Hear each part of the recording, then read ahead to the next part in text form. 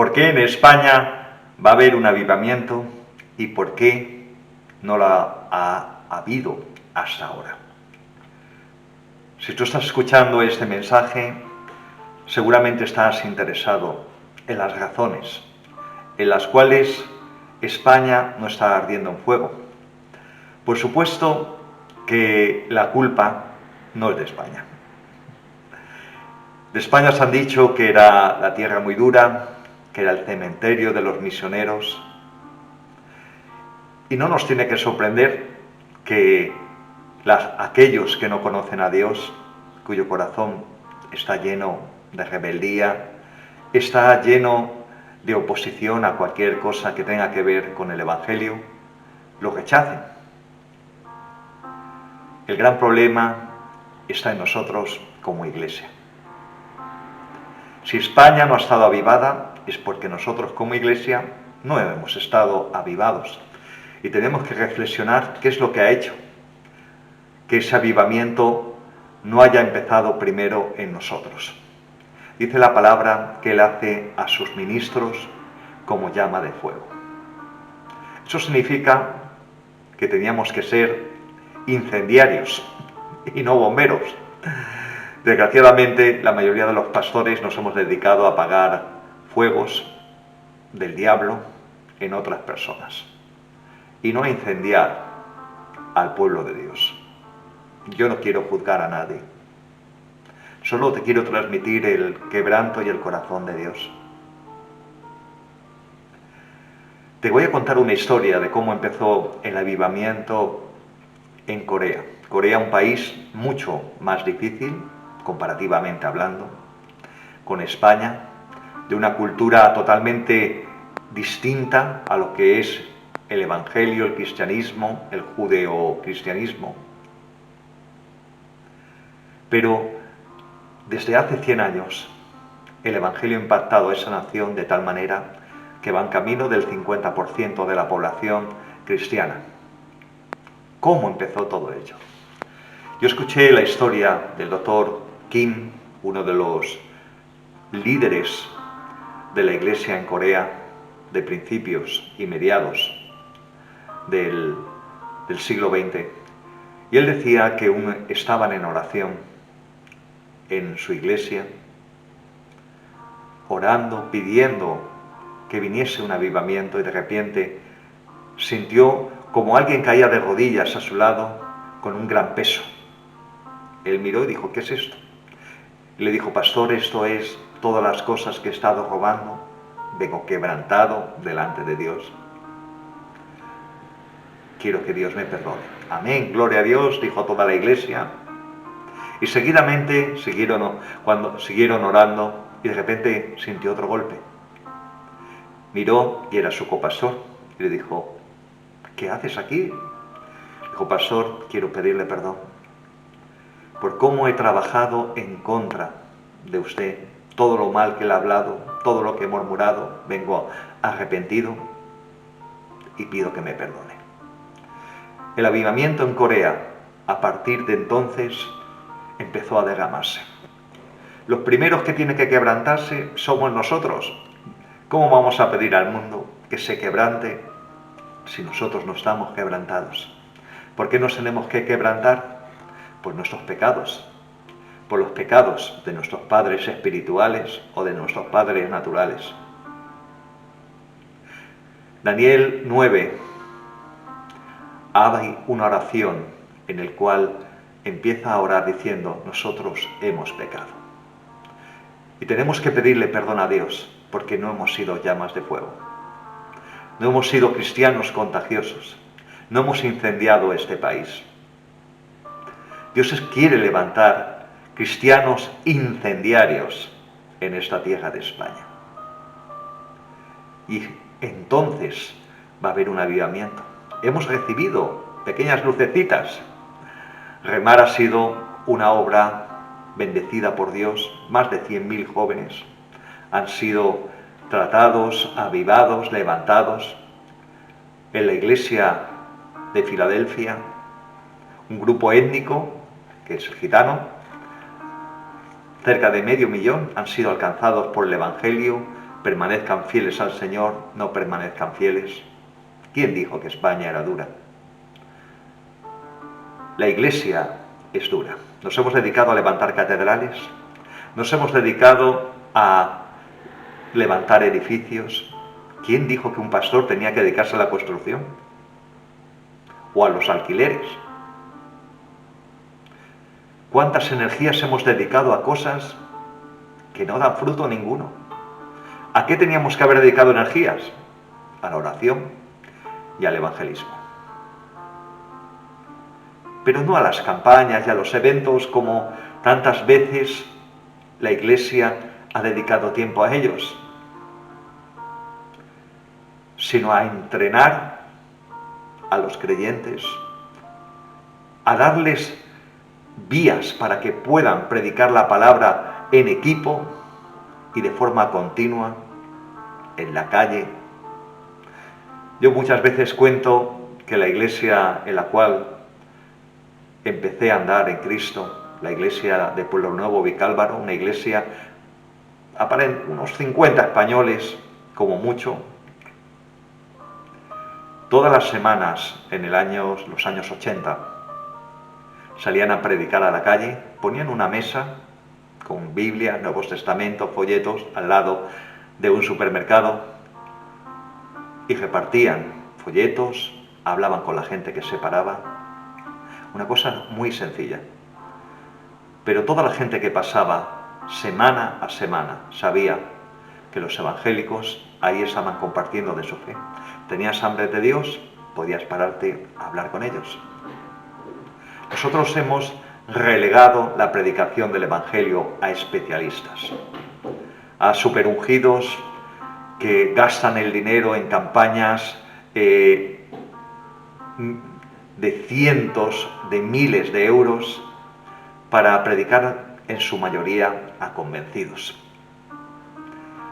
Dios nos llamó a los siervos de Dios a hacer eventos. Por supuesto que no dejan de tener su bendición y su efectividad, sobre todo si es para transmitir enseñanza, desafíos, visión. Pero Dios nos llamó a vivir de eventos, nos llamó a vivir en lo sobrenatural. Y esa ausencia de sobrenatural, de una forma continuada, en nuestras iglesias, en nuestras predicaciones, en nuestro ministerio, el hacer las cosas con nuestras propias fuerzas, el ministrar en nuestra propia inteligencia, en nuestra propia sabiduría, ha apagado el poder del Espíritu, ha apagado cualquier avivamiento que quisiera Dios hacerlo. No quiero hacer una lista de tantas doctrinas que han matado al Espíritu Santo en las iglesias. Doctrinas de falsas manifestaciones del Espíritu, doctrinas de falsas prosperidades, doctrinas de falsos liderazgos, en vez de convertir a los hijos de Dios en llama de fuego. Y esa llama de fuego implica no solamente a enseñarles a vivir una vida en el Espíritu y una vida contagiosa, sino a ser canales del Espíritu a su generación, a llevar lo sobrenatural a la calle, a las casas. ¿Va a haber un avivamiento en España? Sí, pero no como nos hemos imaginado. ¿Se van a llenar los locales? No lo sé. Seguramente nos los van a ir cerrando unos tras otros según vayan progresando todas estas leyes ideológicas que tenemos. ¿Y quién dijo que teníamos que llenar los locales? ¿Acaso el Evangelio no empezó en las casas? ¿Acaso en las casas, en las células, donde nadie nos controla, donde nadie nos ve, no puede Dios derramar su Espíritu como cuando se reunían los primeros creyentes? ¿Acaso el Señor no tiene en su mente levantar otro tipo de liderazgo. ¿Cuánto cuesta levantar un pastor? Y sobre todo, un pastor entrenado, un pastor fiel, un pastor con testimonio. ¿Cuánta gente puede llegar a alcanzar? 50, 100 personas a lo mejor. Yo soy agotado y tengo muchísimas menos. ¿Y quién dijo que esa era la forma de ejercer el liderazgo en la iglesia?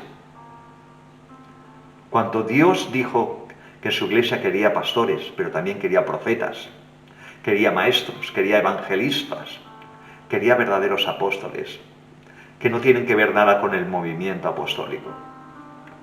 Apóstolo es un misionero, alguien que emprende iglesias. Ese es el verdadero apóstol. ¿Cuál es el sentir del Espíritu Santo para la iglesia en España? El sentir que el Espíritu Santo tiene es que quiere encendernos en fuego. No sé si será el gran avivamiento antes de los tiempos finales, porque los tiempos finales ya están aquí, y los tiempos de la gran apostasía ya están aquí.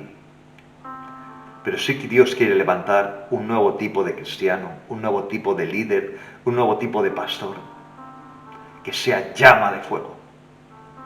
Y si no eres llama de fuego, es tiempo de conectarse a la central nuclear de Dios. Es tiempo de empezar a quebrantarte delante de Dios, confesando tu dureza, confesando tu falta de visión y sobre todo confesando tu falta de acción. Esta pandemia, el coronavirus, es un regalo de Dios. Que nadie me tire piedras, por favor, porque trabajo además en un servicio de urgencias. Esta pandemia es una gran desgracia que Dios nos ha dado para que nos pongamos las pilas. ¿Qué tan cerrado la iglesia? Que la gente deja de asistir. Pero el Espíritu Santo no tiene horario. Las casas donde está la gente es el lugar donde el Espíritu Santo quiere empezar a trabajar. Los creyentes, muchos de ellos desamparados de sus pastores, de sus líderes, son los que ahora tienen que levantarse y empezar a ejercer ese liderazgo en ese pequeño mundo, ese cosmos, ese oikos. Sabemos, la palabra oikos es tu casa y todas tus generaciones. Si donde tú estás no hay un líder, sé tú el líder. Te lo digo literalmente. Si no estás recibiendo alimento espiritual, tal vez te tengas que poner las pilas. No solamente para alimentarte tu vida, porque tú eres tu pastor. Y lo que estoy diciendo, aunque haya gente que no lo entienda, es que el primer responsable del pastoreado de tu alma eres tú. El pastor tiene responsabilidad de cuidarte, de supervisarte, de guiarte en el crecimiento, pero el primer responsable del pastoreado de tu alma eres tú. Y si tú con el dedo estás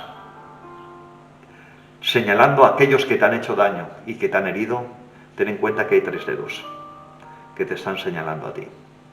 El dedo de la desobediencia, el dedo de la pereza, el dedo de la indolencia. Indolencia significa que no te ha dolido.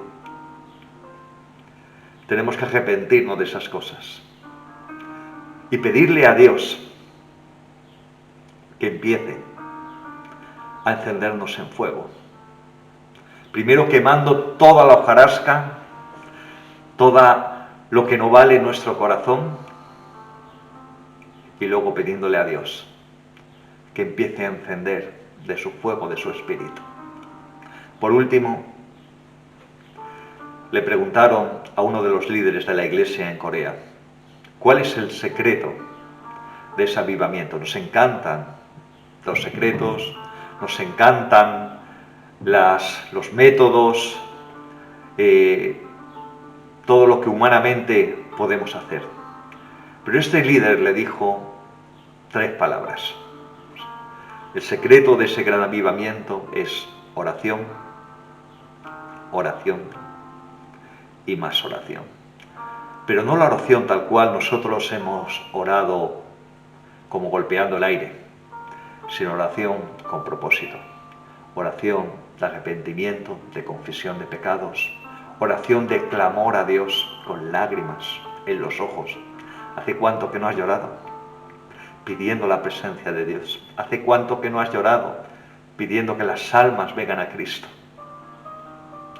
Oración, diciéndole a Dios que tome el control de tu vida, de tu iglesia, de tu familia. Oración, pidiéndole a Dios que avive su obra en medio de los tiempos.